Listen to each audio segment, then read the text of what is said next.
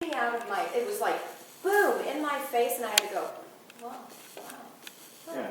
Wasn't thinking I didn't deserve it, but that was at the level where I was at because I was so depressed. I could not, because I was pushing everything down because of the fear everywhere I'm going on buying a house, selling a house, that leaving today got me excited at purchasing this new house, which I didn't think I could get there. Thank you, Frank.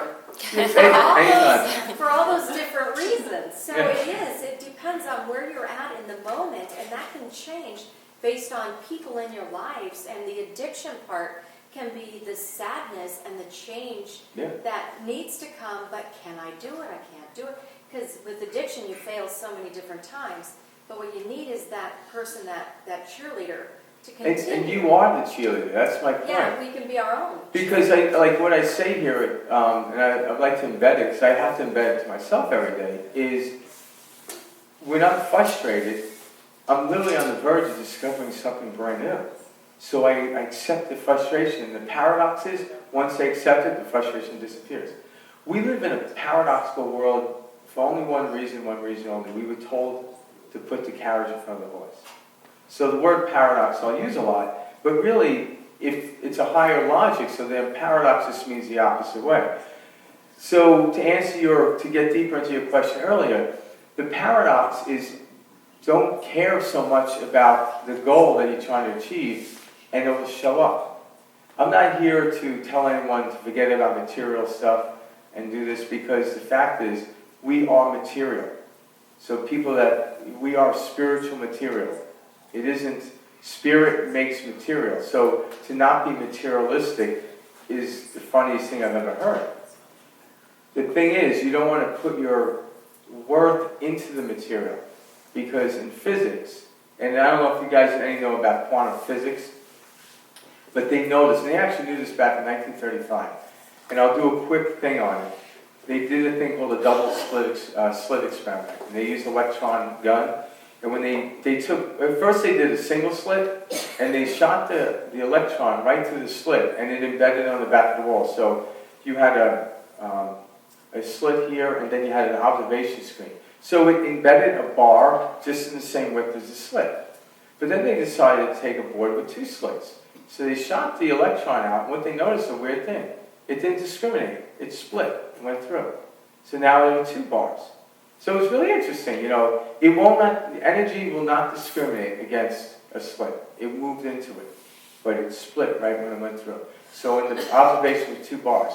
Now what these physicists did is they left it on, and when they came back, there was no one observing, not even camera. And they came back, they saw a completely different pattern. And the pattern was, here are the two slits, and on the observation screen, in the very center, was the most heavily embedded bars of electrons.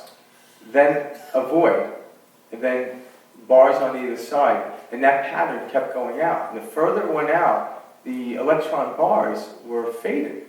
So the most dense was here like that. And they scratched the head for days, and the only thing they could figure that could make that is a wave. So if you now look at a wave, a full wave, a belly going through two slits, it breaks up. And when it broke up, where it canceled out, left the void. Where it actually bellied, left the most impact, that was in the beginning. So what the conclusion is, whatever we focus and give attention to, we solidify into material matter. So the funny thing is, we look to material matter to make us happy. I'm like, no, your happiness creates material matter. Your sadness creates material matter, creates circumstance, not the other way around. So when you're trying to change the outside world, it would be as ridiculous as looking in the mirror and not like my hair, so I break the mirror, go to Home Depot, get another mirror and put it up. I'm like, son of a bitch. I'm sorry. It isn't the mirror. If I fix my hair, the reflection will do it. So the outside world is is a reflection of us. So when you look around, you just look and say, okay, I don't like that, so what is it do you like? You actually then go to your imagination to generate that frequency to do it. And then once the impulse, it could be anything. But most people don't act on the impulse. Well, how is that going to get me to this? It's because, how is south on Canary going to get me west to San Diego? You don't see everything right away, but you know it will work. Because I know if I listen to GPS, it will always get me somewhere, unless the GPS is faulty. I heard the story about, I was telling this to somebody, like, someone almost went off a cliff because of the GPS. I'm like, at what point do we not look at the windshield, people? But also, too, we look at technology today, it's really interesting. The people who actually created the GPS were starting to understand their inner mechanism. So a lot of people are looking at technology. Technology is a fractal. I don't know if you know what fractal geometry is or fractal mathematics.